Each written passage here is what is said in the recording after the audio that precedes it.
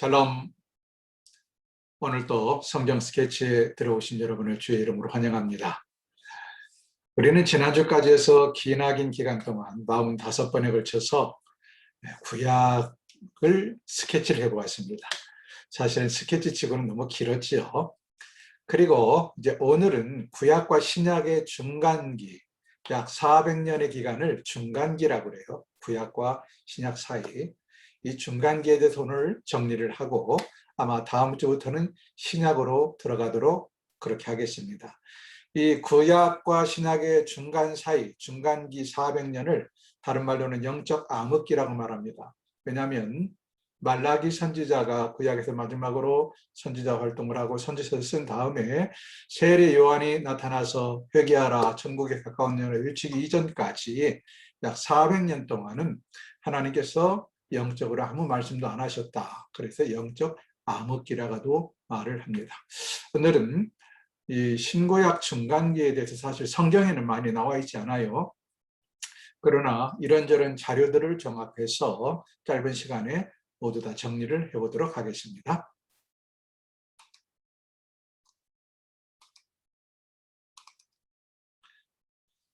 자, 신구약 중간시대 역사, 약 400년의 역사, 지배권이 어떻게 변화됐는가를 보겠습니다.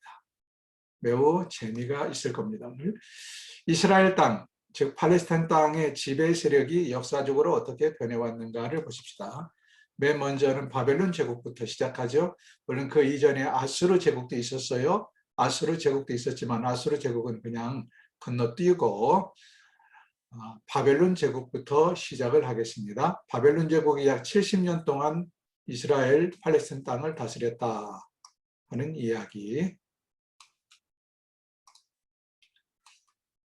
바벨론 제국 70년 역사 중에 한 두 사람 정도만 왕을 기억하시면 됩니다.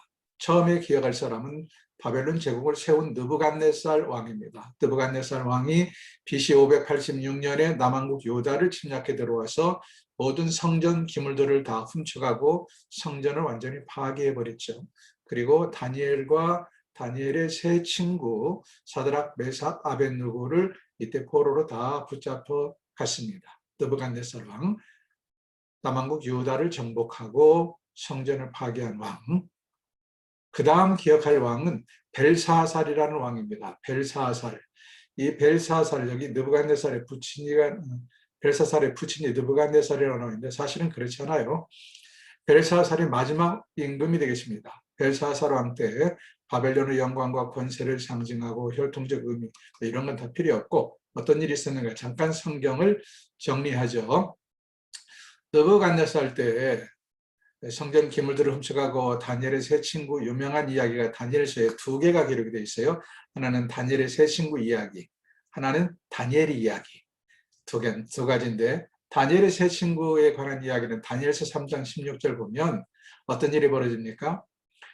이 느부갓네살 왕 밑에서 간신배들이 다니엘의 세 친구를 고자질해서 어떻게 하면 저것들을 위기에 처하고 어려움에 처하도록 만들까 하다가 임금님께 한 가지 제안을 하죠. 누구든지 임금님 위에 왕 위에 다른 신을 섬기는 자는 다 어떻게 해요? 풀무불 속에 넣어서 죽여야 됩니다. 임금님만이 신이시고 임금님만이 온천의 유일하신 왕이십니다. 이렇게 아첨을 하죠. 그러자 느부갓네살 왕이 자기를 높여준다는 싫어할 사람이 어디가 있어요? 그래 그렇게 해라 했는데 이때 누가 걸립니까? 사드락과 메삭과 아벳느고가 걸립니다. 다니엘의 세 친구. 아마 이때 다니엘은 어디 지방에 내려가 있든지 그렇게 현장에 없었던 것 같아요. 그래서 이 세 친구가 붙잡혀 왔는데 왕이 너무나 안타깝게 여기서 이 세 친구를 살리려고 너희가 지금이라도 내게 머리를 숙여라. 그러면 살려주겠다. 이렇게 임금이 말을 하자 이 세 친구가 뭐라고 응수하는가? 16절 보세요. 사드락과 메삭과 아벳느고가 왕에게 대답하여 가로되 느부갓네살이여 우리가 이 일에 대하여 왕에게 대답할 필요가 없나이다. 만일 그럴 것이면 왕이 그렇게 한다면 왕이여 우리가 섬기는 우리 하나님이 우리를 극렬히 타는 불목 가운데서 능히 건져내시겠고 왕의 손에서도 건져내시리이다. 이것이 다니엘의 세 친구의 믿음이었어요. 더 중요한 것은 그 다음 말입니다. 만일 그리 아니하실지라도 하나님께서 우리를 극렬히 타는 풀무불 속에서 건지지 않는다 할지라도 왕이여 우리가 왕의 신들을 섬기지도 아니하고 왕이 세우신 금신상에게 절하지도 아니할 줄을 아옵소서. 아주 분명한 결단을 보여주는 모습을 보게 되죠. 그 다음 또 한 가지는 여기 4번부터 보겠습니다. 다니엘서 6장에 보면 사자굴과 조서라고 나와 있는데 이번에는 다니엘을 죽이려고 음해합니다. 그런데도 불구하고 다니엘은 날마다 아침마다 정해진 시간에 예루살렘 쪽을 향하여 난 창문을 열어놓고 하나님께 기도하며 찬송하지요. 이것 때문에 걸려들어요. 걸려들어서 다니엘이 사자굴에 던져지지만 어떡합니까? 오히려 사자들이 이 다니엘을 잡아먹기는커녕 보호했다. 그리고 다니엘을 고자질했던 그 신하들을 사자굴 속에 넣자마자 굶주린 사자가 잡아먹었다 하는 이야기가 다니엘서 6장에 나옵니다. 그래서 다니엘과 다니엘의 세 친구 이야기가 다니엘서에서는 물론 다니엘에 많은 예언이 있는데 우리가 지금 그런 거 공부하는 게 아니잖아요. 느부갓네살 바벨론 제국이 남한국 유다를 통치하고 붙잡혀 가서 포로로 있는 동안에 이 두 사건, 다니엘의 세 친구들에게 있었던 사건과 다니엘에게 있었던 사건, 이것이 가장 큰 사건이 되겠고요. 그 다음에 마지막 왕 벨사살에게 하나님께서 진노의 심판을 내리신 사건이 기록이 되는데 여기 화면을 보시면 마지막 왕 벨사살이 성전 기물, 예루살렘 성전에서 가지고 온 언제 느부갓네살 왕 때 다 가지고 온 성전 기물을 가지고 잔치를 벌려요. 다니엘서 5장 3절. 이에 예루살렘 하나님의 전 성소 중에서 취하여 온 금기명을 가져오매 왕이 벨사살입니다. 벨사살 왕이 그 귀인들과 왕후들과 빈궁들로 더불어 그것으로 마시고 머리가 술을 마시고는 금, 은, 동, 철, 목, 석으로 만든 석은 뭐죠? 돌로 만든 신들을 찬양하니라. 하나님을 그러니까 모욕해도 욕은 쓰지 하나님의 성전에서 가져온 모든 성전 기물로 술을 마시고 즐기고 그리고 오히려 사람들이 만든 금은동 철목 또는 돌로 된 신상들을 찬양했다. 이때 하나님께서 진노하셔서 나타나셔서 벽에 손가락으로 글씨를 씁니다. 그 글씨의 내용은 메네 데겔 우바르신이었죠. 그런데 문제는 이 글씨를 보면서 벨사살이 너무 놀라서 번민하고 넓적다리 마디가 녹은 듯 무릎이 서로 부딪혔다. 그만큼 번민하고 두려웠다는 것이죠.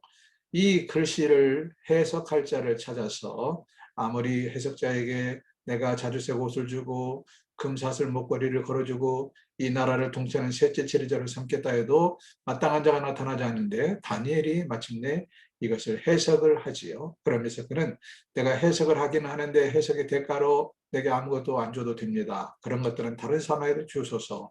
나는 오히려 여호와 하나님이 유일하신 하나님 것을 왕에게 입증하는 데 내 목적이십니다. 해서 메네 데겔 우바르신이라는 말을 해석을 하죠. 메네, 왕의 나라는 끝나게 하셨다. 그리고 하나님께서 데겔, 왕이 저울에 달려서 부족함이 되었다. 그래서 이제 왕은 내려오게 되고 죽게 될 것이다 라는 경고를 하죠. 왕은 그날 밤 메대 사람 다리오가 쳐들어와서 벨사살은 죽고 그리고 바벨론 제국은 끝이 난다. 메대 사람 다리오 했는데요. 너무 깊이 들어가면 어려우니까 우리가 이 바벨론 제국을 멸망시킨 나라를 바사라고 그러죠. 페르시아를 바사라고 그래요. 그런데 그냥 페르시아, 바사라고 말하지 않고 메데 바사라고 말합니다. 메데라는 나라와 바사라는 나라를 붙여서 메데 바사 하는데 메데라는 나라는 오래가진 않았어요. 그런데 메데의 마지막 왕이 아까 다리오였죠. 다리오가 바벨론 제국의 벨사살을 죽였다. 그리고 세계를 정복했다라고 말했는데 이 다리오가 누구를 사유로 삼았느냐면 바로 메대 옆에 바사의 고레스 왕을 사유로 삼아서 메대와 바사가 통합이 됩니다. 통합이 돼서 고레스가 바사의 초대 임금이 되는 것이죠. 그래서 고레스가 바사 제국을 세운 뒤로 약 200년 동안 이스라엘 땅을, 팔레스타인 땅을 바사 제국이 다스리게 됩니다. 여기서도 기억해야 될 왕은 첫 번째는 고레스 왕입니다. 바사 제국을 창건한 고레스 왕, BC 539년 또는 536년을 원년으로 잡는데요. 어떤 일이 벌어지는가? 그가 임금의 자리에 오르자 에스라 1장 1절 보면 바사왕 고레스 원년에 여호와께서 예레미야의 입으로 하신 말씀을 응하게 하시려고 바사왕 고레스의 마음을 감동시키며 저가 바사왕 고레스가 온 나라에 공포도 하고 조소도 내려 가르되 바사왕 고레스는 말하노니 하늘의 신 여호와께서 세상 만국으로 나에게 주셨고 나를 명하사 유대 예루살렘의 성전을 건축하라 하셨나니 이스라엘의 하나님은 참신이시라. 이 고백을 보십시오. 고레스가 하나님을 몰랐던 사람인데 하나님의 조자의 역사로 그 입을 통하여 이스라엘 하나님은 참신이시라 고백을 하면서 너희 중에 무릇 그 백성된 자는 포로로 붙잡혀온 자죠. 언제? 바벨론 제국 때 70년 전에 느부갓네살 왕에 의해서 포로로 붙잡혀온 자들을 말합니다. 붙잡혀온 자는 너희 중에 무릇 그 백성된 자는 다 유다 예루살렘으로 올라가서 돌아가라는 것입니다. 돌아가서 거기에 여호와의 성전을 건축하라. 이미 70년 전에 느부갓네살 왕에 의해서 다 무너져버린 여호와의 전을 건축하라. 누가? 고레스가 이렇게 포로로 붙잡혀온 이스라엘 백성들 그리고 그 이스라엘 백성들의 후손들에게 명령을 합니다. 너희 하나님이 함께 하시기를 원하노라 하면서 바로 그 남아있는 백성이 어느 곳에 우거하였든지 그곳 사람들이 마땅히 은과 금과 기타 물건과 짐승으로 도와줘라.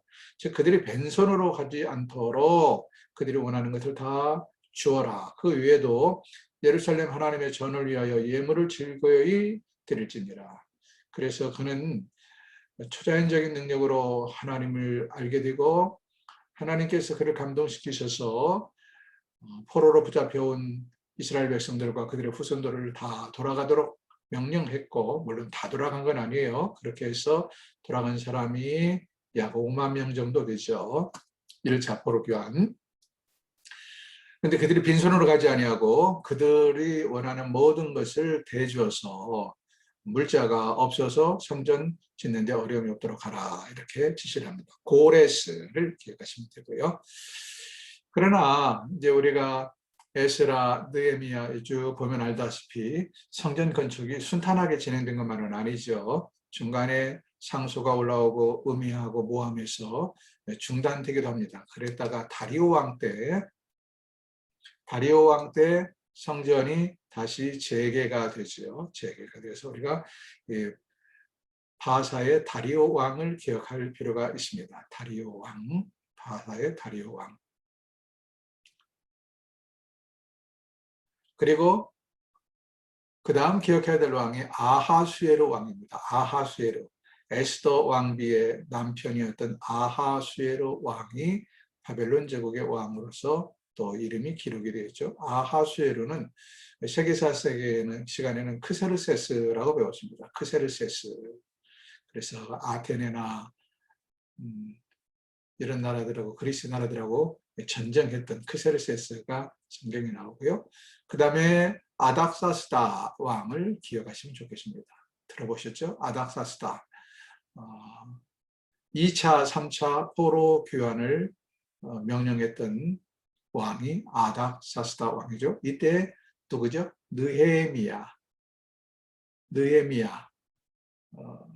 술 맡은 관원이던 느헤미야가 3차 때 돌아와서 성벽을 재건했지요. 아닥사스다 왕.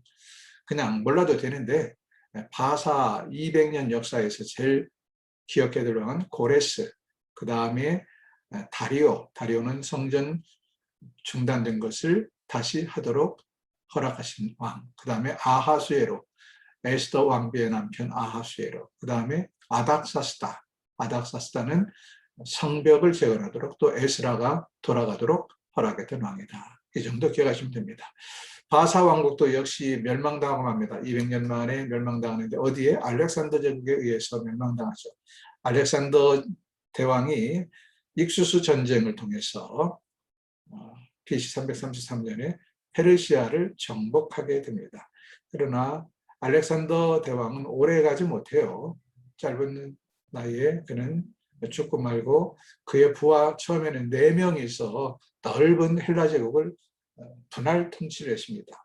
그러다가 4명이서 각축전을 벌였는데 두 사람은 일찍 이 역사의 무대에서 사라지고 끝까지 남은 두 장군이 누구냐? 하나는 프톨레미 장군이고 하나는 셀루쿠스 장군입니다.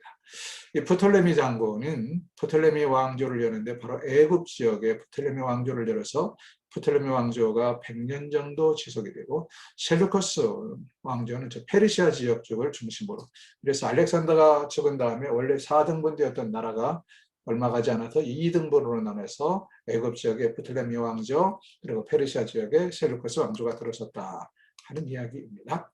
자, 기도를 보시면 여기가 바로 프톨레미 왕조가 들어선 애굽 지역입니다. 프톨레미 왕조는 알렉산드리아를 중심으로 왕조가 서서 한 100여 년 갔고요. 이 프톨레미 왕조가 처음에는 지금 우리가 배우는 것은 이 팔레스타인 땅, 이스라엘 땅을 누가 다스렸느냐는 거예요. 먼저 여기 팔레스타인 땅을 다스린 것은 프톨레미 왕조입니다. 프톨레미 왕조에서 기억해야 될 것은 70인역 성경을 번역했다. 히브리어 성경을 헬라어로 번역한 일이 이때 이루어졌습니다. 이때 이루어졌다 하는 것이고요. 그러나 프톨레미 왕조가 이 셀루커스 왕조와의 세력 싸움에서 나중에는 밀립니다. 그래서 셀루커스 왕조가 나중에는 이 팔레스타인 땅을 지배하게 된다. 셀루커스 왕조의 왕들이 많은데 그중에서 안티오코스 4세를 기억하십시오.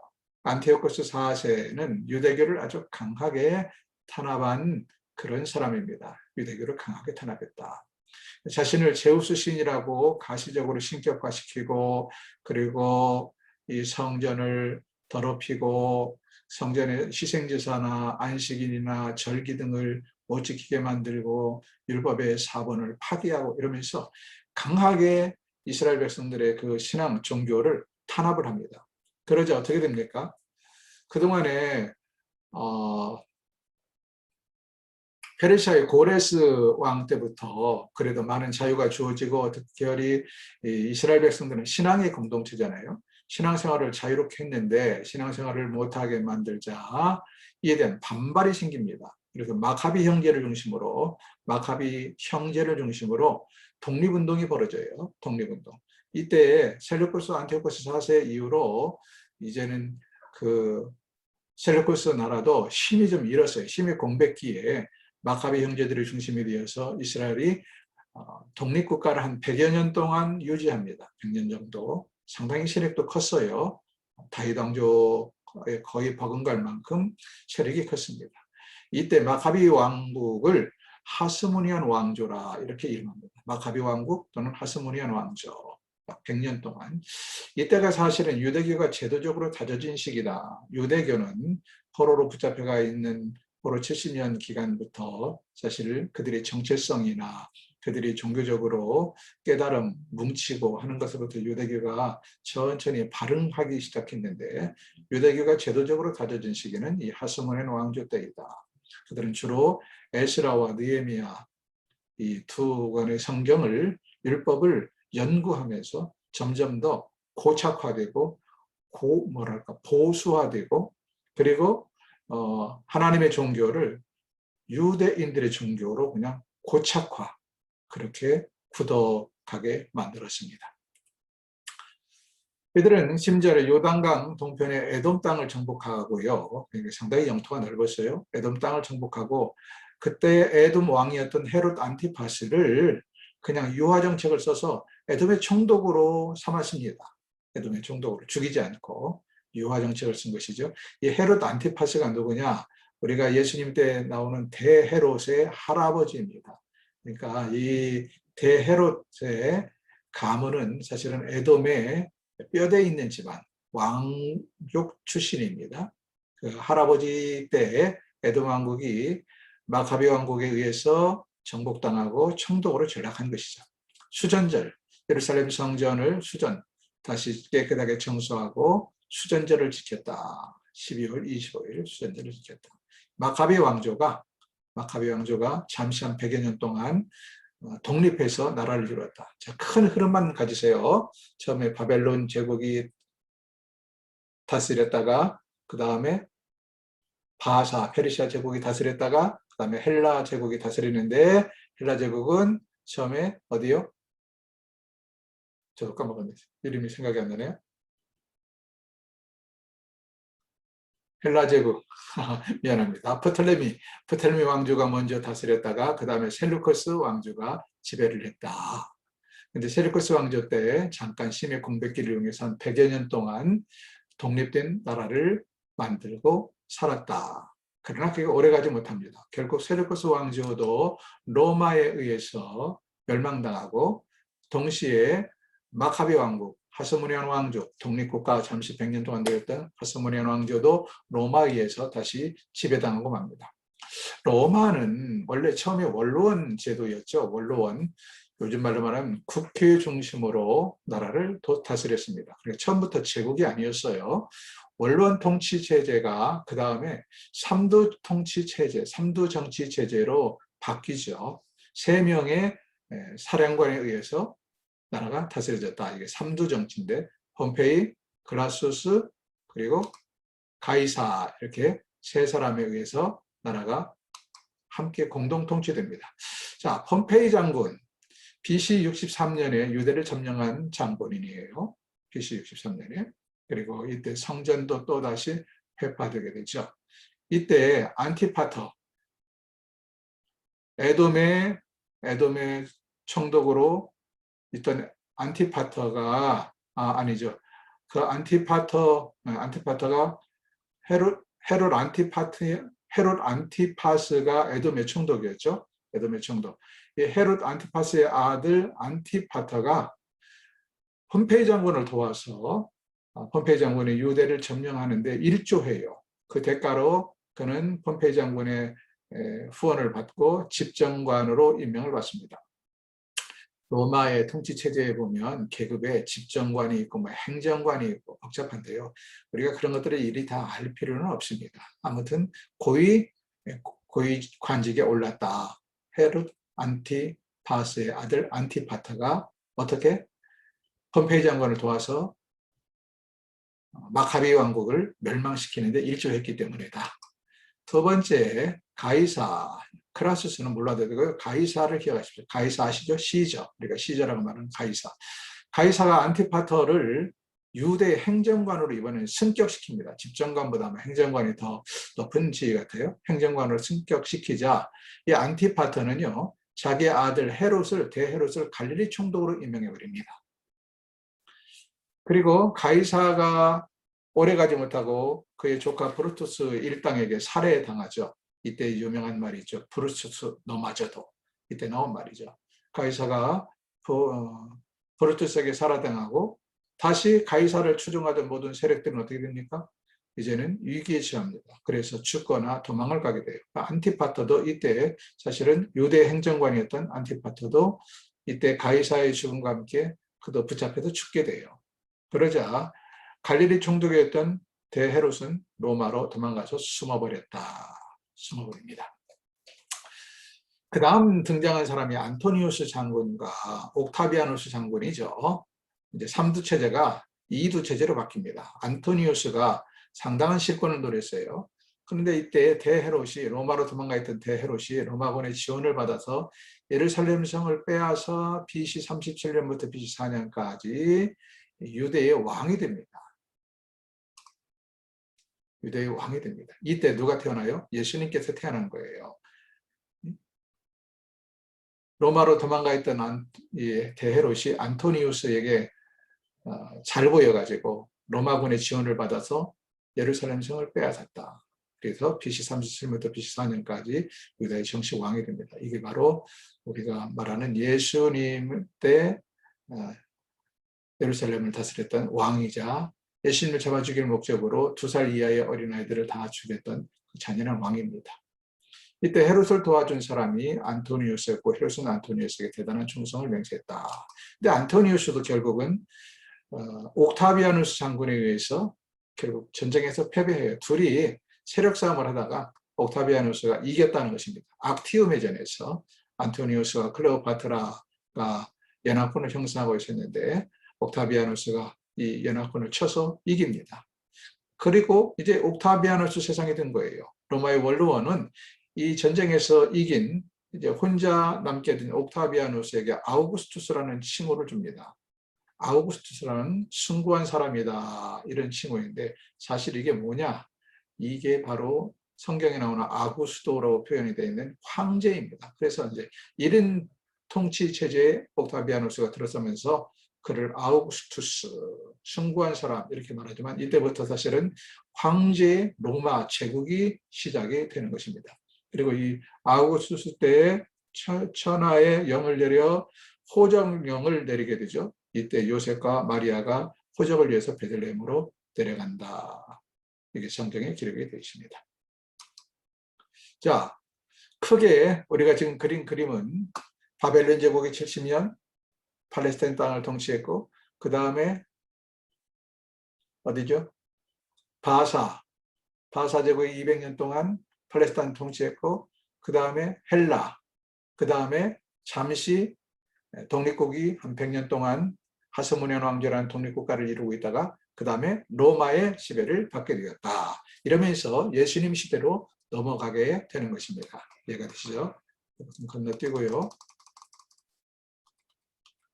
그 다음, 그러면 이 시대에 로마 제국에 의해서 이제 팔레스타인이 분봉왕들이 임명이 돼요. 로마의 인가를 받아서 분봉왕이 되는데, 예수님 분봉왕이라는 것은, 그러니까 그 로마 제국의 거대한 땅을 다 다스릴 수가 없기 때문에 때로는 그 지역의 유지들이나 왕 출신들을 분봉, 한 지역의 왕으로 임명하기도 하고, 그것이 못마땅할 때는 직접 총독을 파송하기도 하는데, 먼저 팔레스타인의 분봉 왕들을 보겠습니다. 예수님 시대에 대헤롯이 팔레스타인 전 지역을 통치했죠.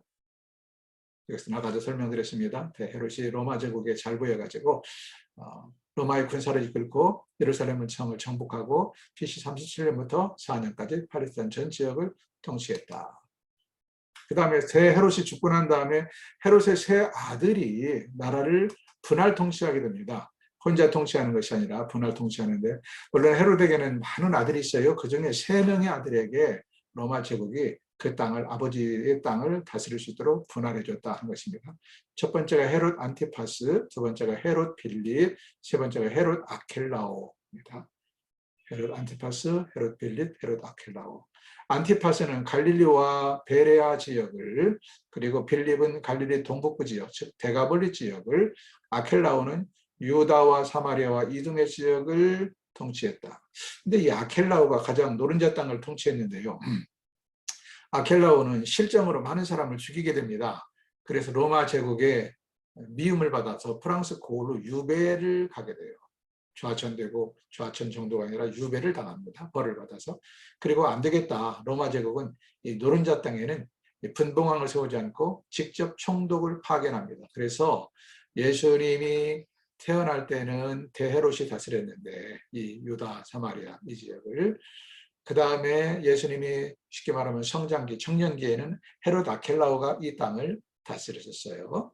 그러다가 그 다음에 예수님이 공생애 때 죽을 때는 이미 총독 제도가 시작되어서 총독 빌라도가 예수님 죽을 때는 총독으로 와 있었다 하는 이야기입니다. 자, 지도를 놓고 설명하면 좀 더 쉽겠습니다. 지중해죠. 여기 지중해, 갈릴리, 호수, 요단강, 사해, 이만큼이 지금 당시 팔레스타인 땅인데, 대헤롯은 이 넓은 팔레스타인 땅을 전체를 다스렸다. 대헤롯이 죽은 다음에는 어떻게 나라가 나뉘는가? 헤롯 아켈라오가 먼저 사마리아 땅과 유대 땅과 이 지역을 다스리고요. 헤롯 아켈라오가 헤롯 갈릴리, 헤롯 안티파스는 갈릴리와 베리아 지역을 통치했고, 그 다음에 헤롯 빌립은 이 데가볼리 지역을 통치했습니다.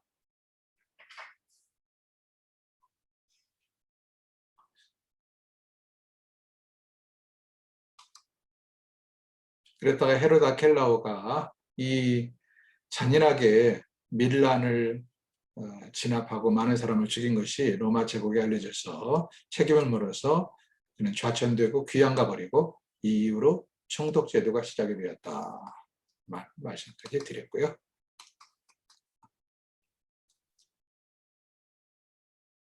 네, 왜 이게 중요하냐면 우리가 성경을 읽으면 헤롯, 여기 헤롯은 우리말로 말하면 성에 해당해요. 이 이름은 헤롯 아켈라오, 헤롯 안티파스, 헤롯 필립 다 이름이 있는데 성경에 뭐 안티파스, 아켈라오, 필립 정확하게 이름을 기록하지 않고 헤롯 이렇게만 기록한 데가 오히려 더 많아요. 물론 가끔 빌립도 나오고 아켈라오도 나오지만, 그래서 우리가 혼동을 빚어요. 성경을 사복음서를 읽으면서 도대체 누군가, 심지어는 사도행전에까지도 헤롯이 나오니까. 그래서 이렇게 헤롯이라고 말할 때 대헤롯이 있고 헤롯의 세 아들이 통치하던 시절이 있고, 또 여기서 더 내려가면 사도행전 때는 이제 이게 2세라면 2세, 사도행전에 가면 헤롯 3세가 등장을 합니다. 그래서 적어도 이런 내용 조금 이해해야만 성경을 읽을 때 도움이 된다는 차원에서 말씀드렸고요. 자, 사도시대도 보세요. 사도시대는 헤롯이요. 성신의 헤롯인데 이름이 아그리파 1세. 아그리파 2세도 있어요. 아그리파 1세만 있는 게 아니라. 아그리파 1세는 누구냐면 예수님이 죽고 나서 초대교회에 야고보 사도를 죽이고 또 베드로를 옥에 가두고 그랬던 아주 기독교를 핍박했던 인간인데 교만 떨다가 벌레가 먹어서 죽었다. 이게 누구냐? 바로 이 헤롯 아그리파 1세입니다. 근데 헤롯이라고 만나거든요, 성경에. 그 다음에 헤롯 아그리파 2세가 나와요. 헤롯 아그리파 1세의 아들이겠죠. 갈릴리 데가볼리 베리아 지역을 로마 제국으로부터 하사받아서 통치를 합니다.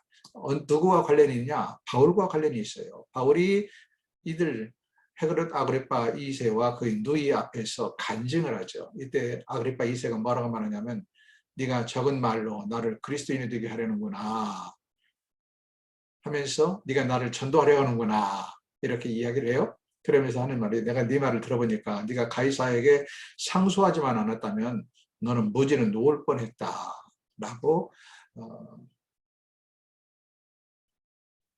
바울의 간증을 들으면서 아그리파는 바울이 무지인 것을 확신했던 사람입니다. 자, 유대인의 거주지가 아니라 주거지. 첫 번째는 사마리아인이 있어요. 사마리아인은 바로 어떤 사람들입니까? 아수르 제국에 의해서 북왕국 이스라엘이 먼저 멸망을 당하죠. 북왕국 이스라엘이 멸망을 당한 다음에 그 땅에 어떤 사람들이 와서 살았어요? 많은 잡족들이 강제 이주를 당하거나 먹고 살기 위해서 북왕국 이스라엘 땅으로 내려왔습니다.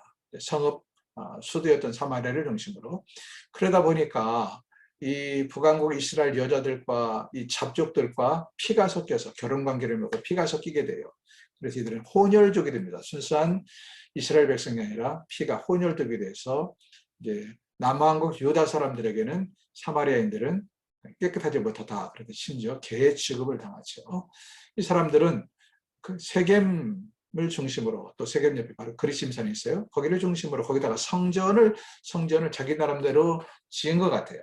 그 성전을 중심으로 신앙생활을 했던 사람들, 사마리아인. 왜 예수님 당시에 사마리아인들을 그렇게 미워했는가? 예수님 당시에 되면 정통 유대인들은 사마리아 땅을 밟지도 않고 다녔거든요. 그런데도 불구하고 예수님이 이 사마리아 여인을 만나고 사마리아 땅을 스스럼 없이 들어가고 하는 걸 보면서 정통 유대인들이 예수님을 미워했었죠. 그런가 하면 남쪽에는 포로에서 교환한 유대인들이 있습니다. 남왕국 유다 땅에는 포로에서 교환한 유대인들, 바로 고레스에 의해서 그리고 아닥사스 왕에 의해서 포로 1차, 2차, 3차 돌아온 유대인들이 남왕국 유다, 팔레스타인 여기저기에 흩어져서 살았다. 그런가 하면 아예 디아스포라는 뭐냐? 해외에 이방의 여러 나라에 흩어져 살던 유대인들을 디아스포라라 한다. 그리고 유대인들은 이렇게 크게 셋으로 나눌 수가 있겠습니다.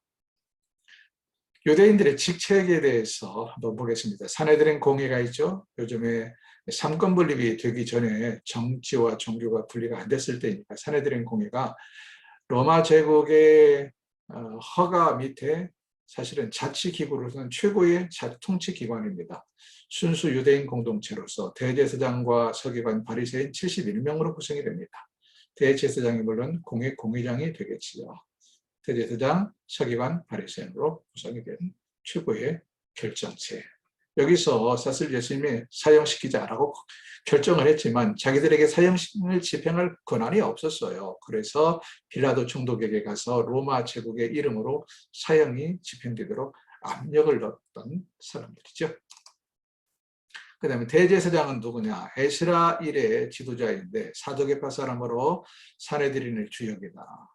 원래 아론의 후손들이, 아론의 직계자손들이 제사장이 되고 그 중에 한 사람이 대제사장의 직을 쭉 이어왔죠. 그러다가 그래서 레인이 대제사장이 되어야 한다는 이야기는 그래서 나오는데, 사실 나중에 가면 예수님 당시에 그 무렵만 해도 이 종교가 너무 타락해가지고 대제사장의 직위를 암암리에 돈 주고 사기도 하고, 로마 제국은 말 안 들으면 그냥 빼앗기도 하고, 그런 일들이 비일비재하게 벌어집니다. 사두개파 사람으로 사내들인을 주역했다. 대제사장, 가장 사내들인 공의의 핵심 멤버였죠. 서기관과 율법사와 랍비, 이런 말들이 성경에 많이 나오는데, 에스라 학자 에스라 이후에 회당 중심으로 가르치거나 말씀을 연구하거나 말씀을 베끼어 쓴 사람들, 이런 사람들을 서기관 또는 율법사, 랍비라고 말한다. 바리새파가 있습니다. 순수 종교단체로 백성들의 인정을 받는 유대교의 핵심 세력이다. 이들은, 우리는 예수님 당시에 보면 예수님께서 바리새인들을 막 회칠한 무덤이요 하면서 막 굉장히 공격을 많이 하시는데, 사실은 바리새파의 출발은 그런 나쁜 게 아니었어요.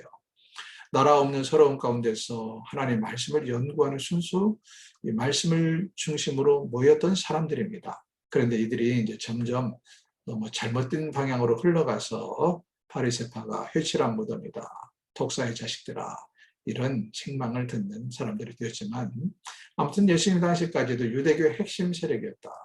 이들은 정치와는 무관한 사람들이었습니다. 정치와는. 그런데 유대교 핵심 세력 중에서 정치와 깊은 관련을 맺고 있는 사두개파가 있어요. 사두개파. 왜 사두개파라고 그러냐? 제사장 사독의 이름에서 유래되었습니다. 다윗 왕이 왕으로 있을 때만 해도 제사장이 두 계열이었죠. 아비아달과 사독 계열이었는데, 나중에 아비아달이 이제 제사장 중에서 쫓겨나게 되고, 그리고 사독 계열만 남게 되죠. 그래서 사독 계열로 제사장이 쭉 내려와요. 그 이후로. 그래서 사독 계열에서 내려왔다가 사두개파라 이렇게 이름하는데, 이들은 예루살렘에 거주하면서 육체의 부활을 믿지 않고 천사와 영의 존재를 부인하며 철학 논쟁을 좋아했다. 이것은 신약 예수님 때 다시 좀 더 설명을 하겠습니다. 열심당이 있었어요. 열심당은 어떤 사람들이냐면, 우리말로 말하면 열심당을 셀로땅이라고 해요. 셀로땅. 종교 집단이 아니라 정치 집단입니다. 그들은 어떻게 해서든지 나라를 잃은 나라를 찾으려고 했던 독립군 투사들입니다. 일종의. 예수님의 제자 중에서도 셀로땅이 있었죠. 종교 집단이 아닌 열성적인 민족주의 집단입니다. 그래서 이들은 초점이 뭐냐? 어떻게 해서든지 로마의 제국으로부터 우리는 벗어나야 된다. 셀로 땅 시몬이 있었죠. 유다도, 가룟 유다도 셀로 땅의 일원이든지 적어도 셀로 땅의 영향을 상당히 받은 사람 같습니다. 그 다음에 에세네파를 기억하십시오. 이들은 바리새파보다도 더 보수적이고 더 철저하게 은둔 생활을 하며 오로지 말씀에만 집념했습니다. 말씀. 전혀 세상에 나오지 않냐고. 그래서 광야에서 은둔하면서 사는 수도사 성격의 단체다. 그들은 함께 모여서 경건한 생활을 하면서 정해진 시간에 노동하고 정해진 시간에 성경 읽고 성경 베껴 쓰고 이런 일을 해서, 이들에 의해서 사실은 성경이 많이 필사본이 생겼어요. 나중에 1946년에 쿰란 동굴에서 사회사본이 나오는데, 쿰란 공동체라고도 말해요. 그러니까 어떤 이렇게 동굴이나 광야에 함께 모여서 살면서 그들은 성경을, 구약이죠, 물론 보고 베껴놓은 것들, 이런 것들을 한 동굴에 모아서 보관도 하고 있는데, 그게 바로 사회사본입니다. 철저하게 이들은 금욕 생활을 하며 경건 생활을 했던 사람들, 에세네파. 세례 요한도 이 에세네파의 영향을 많이 받았고, 어쩌면 에세네파의 일원이었다라고 보는 학자들 있습니다. 자, 여기까지 해서 오늘 우리는 너무 많은 양들을 사실은 보았는데요. 구약과 신약의 중간기에 역사가 400년 동안 사실은 성경에 이렇게 일목요연하게 기록이 안 돼 있기 때문에 오늘 이렇게 정리를 하고 나서 다음 시간에 신약으로 들어가게 됩니다. 신약을 공부하면서도 방금까지 설명드렸던 것들, 필요한 것들을 다시 필요할 때마다 중간중간에 또 설명을 하도록 하겠습니다. 오늘은 여기까지 하겠습니다. 오늘 내용들이 비록 3, 40분밖에 되지 않지만 많은 이야기를 했거든요. 그래서 한 번에 이해가 어려우면 다시 한번 반복해서 보았으면 좋겠습니다. 수고하셨습니다.